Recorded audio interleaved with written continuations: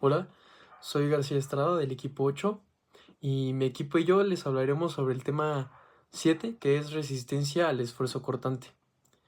Pues bueno, para empezar yo les voy a platicar sobre el tema 7.1, que es estado de esfuerzos y deformaciones planas.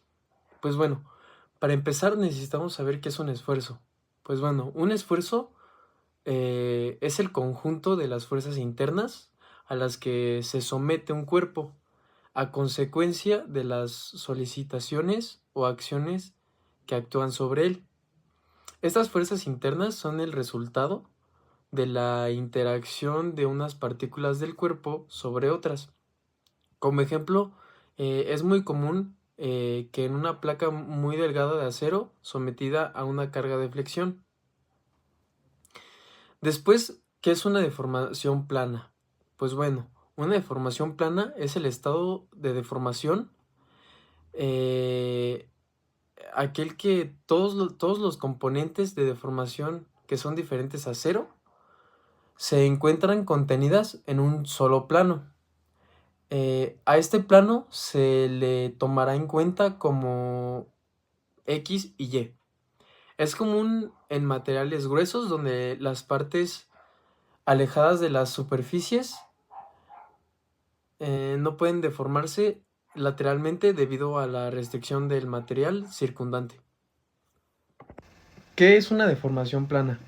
Pues bueno, el estado de deformación plano es aquel en el que todas y todos los componentes de una deformación que sean diferentes a cero se encuentran contenidos en un solo plano. Dicho plano se llamará X y Y. En otras palabras, las deformaciones en la dirección Z serán cero.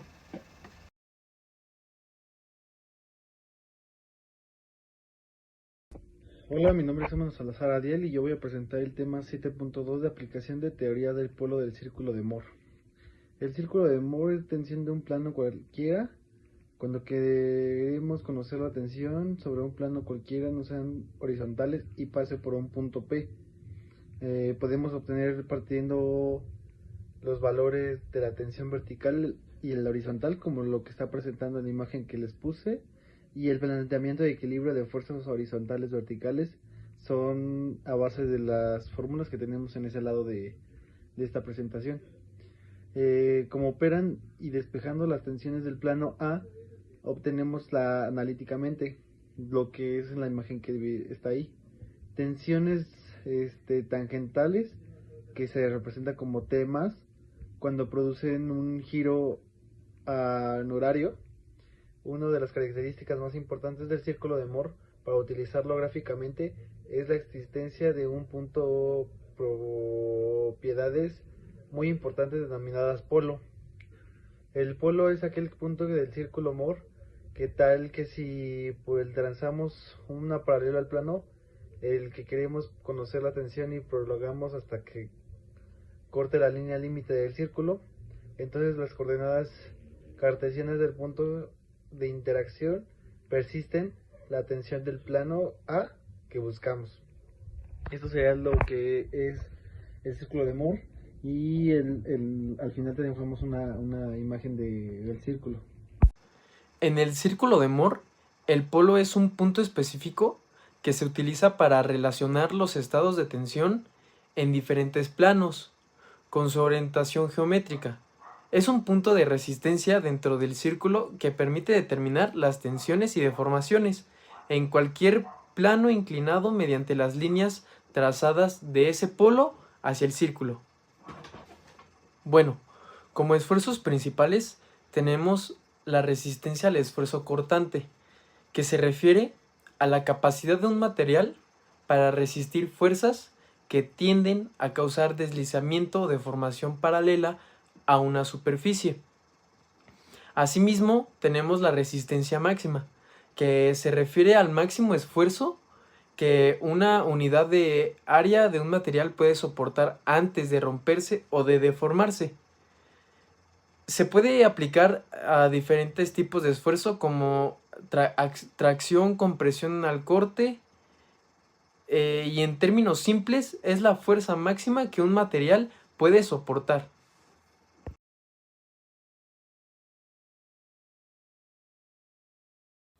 Bueno, ahora pasaremos al tema 7.4, pruebas de laboratorio para determinar la resistencia al esfuerzo cortante. Pues bueno, la resistencia al esfuerzo cortante se puede determinar mediante pruebas que miden la capacidad de un material para resistir las fuerzas que tienden a deslizar una parte del material sobre otra. Eh, Como determinante tenemos el ensayo de corte directo o el ensayo triaxial. Y como indirectas, la estimación a partir de correlaciones con pruebas en situ. El ensayo de corte directo es un ensayo que divide una muestra de un suelo horizontal en dos partes, aplicando fuerzas cortantes y normales hasta la falla. Y pues se mide la resistencia al corte del suelo. Se utiliza la ecuación de Coulomb, la cual para relacionar la resistencia al corte, que es mu, la ecuación llamada C y el esfuerzo normal efectivo eh, con el ángulo de fricción.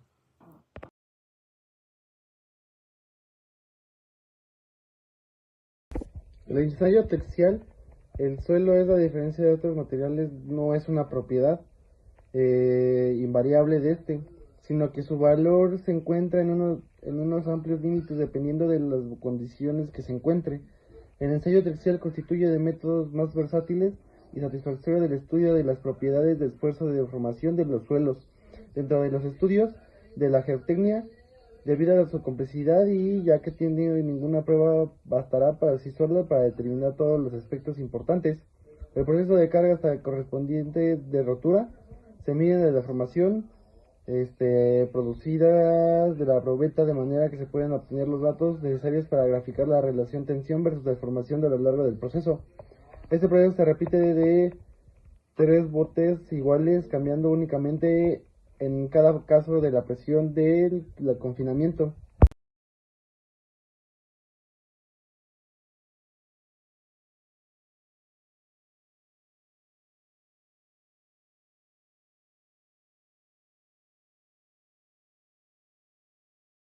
Siete punto seis, que es la teoría de presión de poro a presión neutra.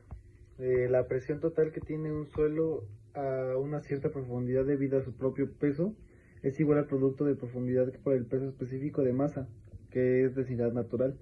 La presión S, que así se denomina, que actúa en el suelo en la suma de la presión S transmitida a las partículas, que es el esqueleto del suelo, y aquella transmitida a través del agua, que hay en los poros por el suelo, que es la M, que se denomina presión de poros, o sea, que se presenta como SFLS más M. Cuando el suelo está sometido a presiones solamente en el esqueleto del suelo, opone resistencia a su deformación.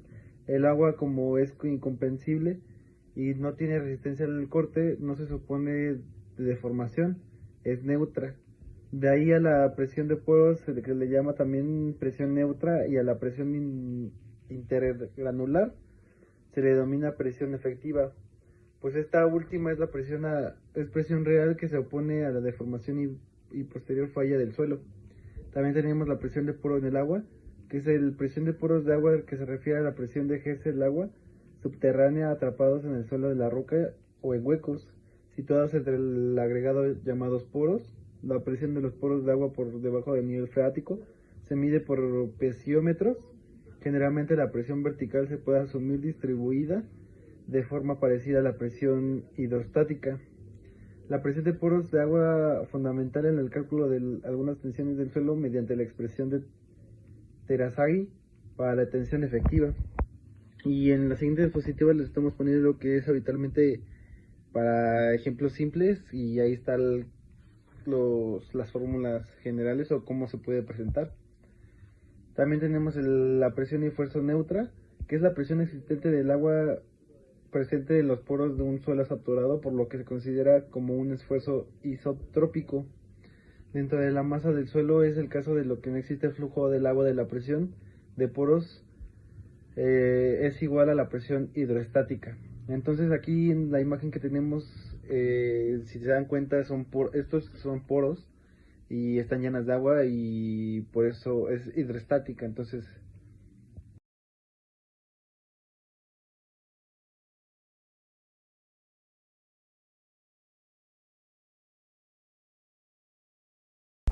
bueno, en conclusión, el suelo es un compuesto de tres fases: sólida, líquida y aire o gaseosa. Al hablar de esta resistencia de los suelos a los esfuerzos o desfuerzos de los suelos, hay que tener presente que estas distintas fases de material actúan en un ligazón estrecha, de manera que la respuesta de la transmisión de los esfuerzos de esa carga al interior del conjunto de una acumulación comportamiento de los tres componentes. Si se dedica un momento de atención a esta situación en el ingeniero, estará preparando para aceptar que los fenómenos de transmisión de esfuerzo y resistencia de los suelos según mecanismos tan complicados y cambiantes como lo que efectivamente revelará prácticamente profesional. En efecto, al tratar del material con la construcción de ingeniero, está principalmente enfocada en dos aspectos básicos: la resistencia del material de los esfuerzos que se somete y la deformabilidad del material expresado en la relación de los esfuerzos que se apliquen.